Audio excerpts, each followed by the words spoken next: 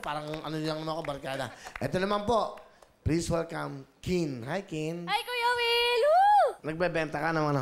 Nagbebenta ka din. Yes po. Sabihan, ano ka? Property. Sales Yes po. representative. Real estate agent po. Nakapag ano ka ba? College graduate ka ba, if you don't mind? Second year lang po natapos ko kasi po na-hospital po ako, Will.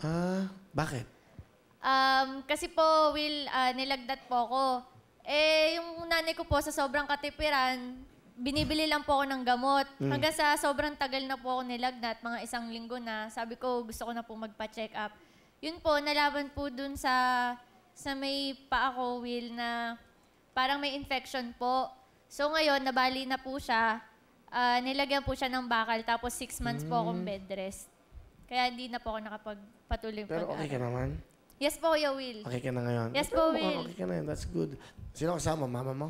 Pinapakilala ko po, pinakamaganda at pinakamakulit kong Nanay Alice! Nanay Alice. Hello, Kamusta po? Will! Good afternoon! Okay, good afternoon po. Kamusta kayo? Mabuti naman po, Will. Okay, ano gusto niyo sabihin sa anak niyo? Kin, sobrang proud ako sa'yo. Kasi kahit ka ganyan, may konting diferensya ka, ginagawa mo pa rin lahat para ma-achieve yung goal mo. At saka sobrang madiskarte ka sa buhay. Galingan mo, ha? I love you. Sumamin mo. Ma, salamat sa lahat. Simula po bata ako, ikaw lang nakasama ko. Lagi mo ako pinagtatanggol. Pagka may problema, lagi ka nandyan para sa amin. Kahit na matigas ulo ko, lagi ka namin inaaway magkakapatid. Lagi mo kaming pinagpapasensyahan. Maswerte kami na ikaw yung naging magulang namin. Mahal na mahal kita, Ma. Love you din. Alright. Thank you po, Mami Alice. Meron ka pang isang kasama. Pakilala mo sa amin. Pinapakilala ko din po ang pinaka-masipag at pinakagwapo kong boyfriend, si Carlo po. Good afternoon, Kuya Will. Ay, Carlo, anong height mo? 5'10". Laki, oh. Carlo, anong ginagawa mo? Actually po, magkasama po kami sa work. Real estate agent din po ako. Okay. At saka ano po, kasi tinutulungan ko din po siya sa trabaho. Kasi sinuportahan ko po talaga siya sa lahat ng gusto niya. Kaya po, kasi graduate po ako ng college, HRM, inisip ko po siya, wala pong tatanggap sa kanyang trabaho. Kaya sinuportahan ko po talaga sa pag-real estate agent. Bakit ko na natanggap sa kanyang trabaho? Sa diferensya niya po sa... yes po. Sorry, sa mga kamay. Yes po. If you don't know, ano ba nangyari dyan? Ano po kasi, inborn po yan, Will. Pinanganak na po akong ganito. Di ko po alam kung anong ginawa ng nanay ko nung nagbubuntis po siya. Kaya nagkaganto po ako, Will. Parang takot po ako na lumabas sa comfort zone ko kasi nga po, discrimination, kung ganun. Kaya po, ngayon, masaya po ako. Nandito pa ako sa Wawawi. Nakikita pa ako sa TV. Okay lang yan. Hindi hard lang yan. Eh. Kasi huwag kang mahiya. Alam bakit? Okay lang yan. Hindi ka naman ano yan. Okay lang. Hindi. Alam bakit? Lalakas sa loob. Tignan mo itong daliri ko. Okay, ha? Ano ka, ha? Ha? O, ano, ha? O, yan. Pero yung mga ganyan daliri, may magandang ano yan. Ha? Pag ako, nag-tutuli, wala akong masyado sakit sa kuko. Naipit to ng bata ako. Naipit yan ulit. Pero, Saan po? Ha? Saan po kayo naipit?